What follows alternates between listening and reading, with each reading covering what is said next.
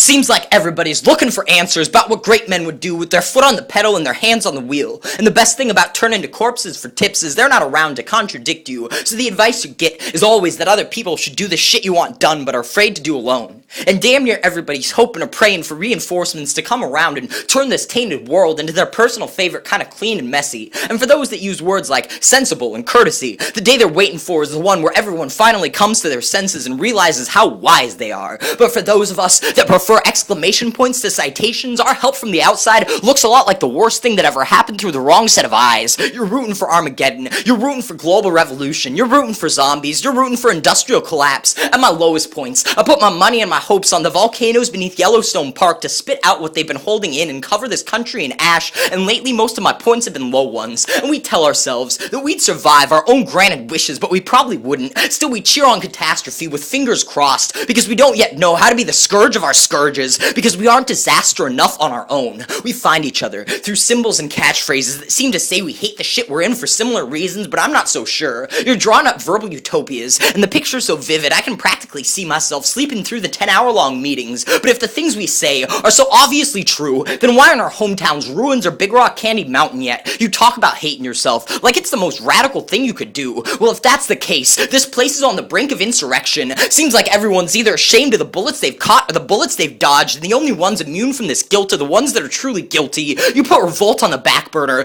purity on the front, but I ain't waiting till I'm sinless to start casting stones. And if your biggest problem with most people is that we're too greedy, I beg to differ. I say we're not greedy enough. What some might call a rat race, I call a race for scraps, and as soon as you get to the finish line, you watch it get yanked back. You want to scramble for rations. It's more just and fair and kind. I got riches on the mind that are more than buy-offs and bribes, so I won't hate on anybody for hunting for treasure, just doing it uncreatively. Because no billfold full of presidential portraits, all drawn the same, could be worth a life in tailored suits playing god-awful boring boardroom games, and no pocket-sized pictures of the guy that gave us bifocals could be worth betraying a friend or trading in a life I love in this or any other world you throw my way. And maybe getting this life unrigged will take all the friends we can find, but when all you want is everything, that's one thing that never runs out of supply. So fuck all the guilt and all the denial. I'm greedy for more than paper and trying to be more shameless than the ones who taught us shame, and maybe we can be the dead ones that still unborn finally listen to when we tell them to look to themselves, the reinforcements that never seem to come, disaster to our disasters, catastrophe to our catastrophes,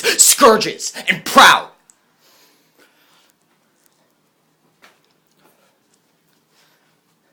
Disaster to our disasters, catastrophe to our catastrophes, scourges and proud.